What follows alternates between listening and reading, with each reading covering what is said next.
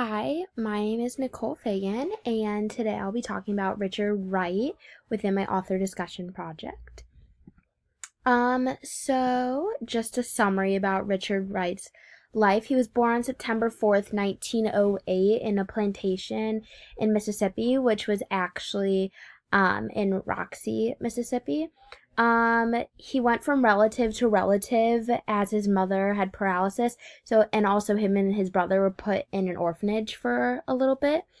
As a child, he was known for a famous note he wrote to a library, or now famous note that he wrote to a librarian that basically was asking for books, and he was really disobeying the Jim Crow laws. That's why it's become so famous now. And in addition, he had a passion for encyclopedia reading.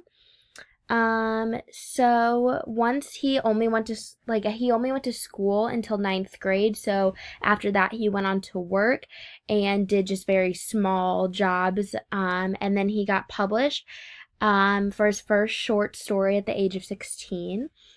He moved to Chicago to really get away, in a sense, from the racism in the South, and he moved to Chicago, as it says, to find his literary voice.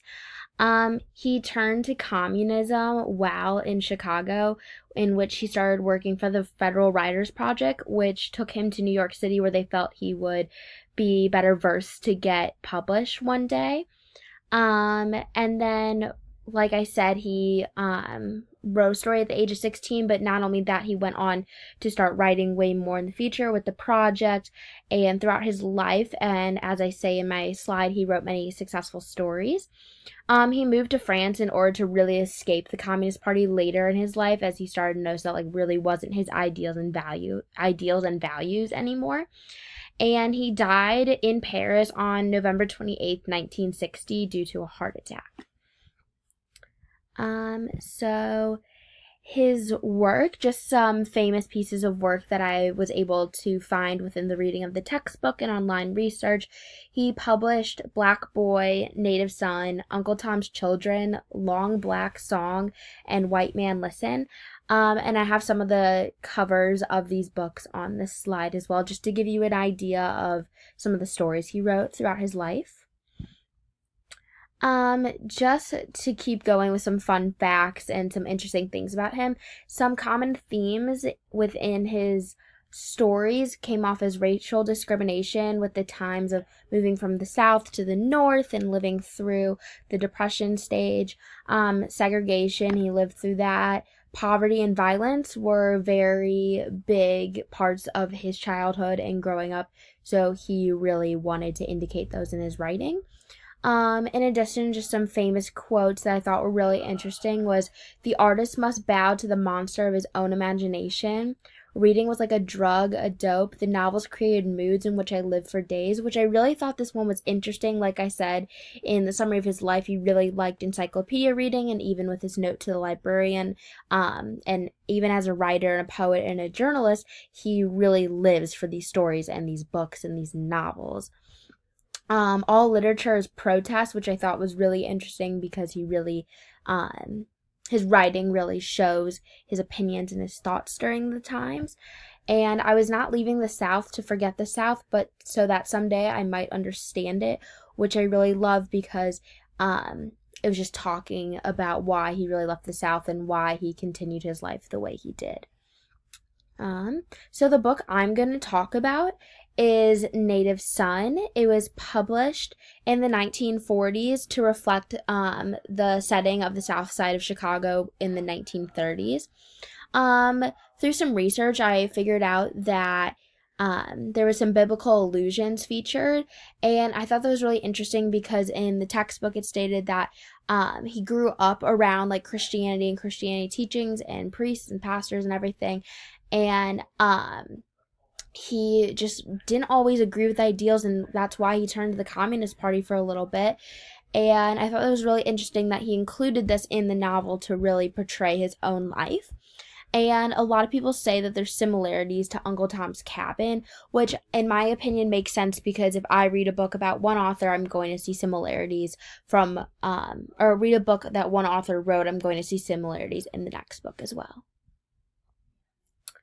Um, so a summary of Native Son, Bigger Thomas, which is the main character, is a 20-year-old African American who lives in an apartment with his family on the south side of Chicago, and it was really described as like cramped and small.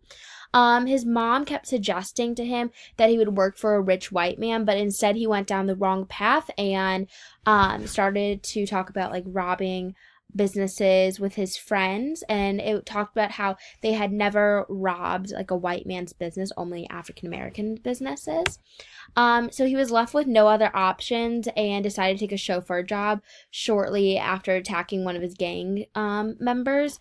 And throughout his time working for the Dalton family, he took care of Mary Dalton one night and a friend, and they got a little too drunk. And so as he was taking Mary Dalton up the stairs, he accidentally put a pillow over her mouth after having like a small relations with her, where he started kissing her. So after this took place, Bigger and his girlfriend Bessie moved and fled, but with the fear that Bessie would, in a sense, slip or turn him in to the authorities, Bigger killed his girlfriend in order for her not to give him away. And he was later arrested and sentenced to death, and many individuals really tried to fight to not let this be the case and really tried to work to get him out of this, but was unsuccessful. So for the themes within the Native Son, I think it's really interesting how they tie back to the overall themes of his other novels as well. The impact of racism and the impact of poverty, in my opinion, go together, because it was what Bigger in this case was witnessing growing up. He was in a poverty-stricken family. He was living in a time where racist acts would take place.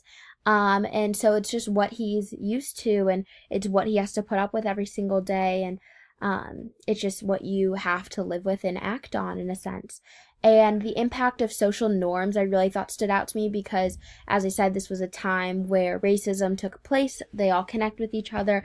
It wasn't correct for an African American chauffeur to be kissing on his client's daughter, and it really wasn't a sense where African Americans would kill the daughter and run away. And so I just think all three of these really connect to each other and speak about the story and how Richard Wright wrote his piece in order to get the message across about the 1930s in Chicago and what it was really like.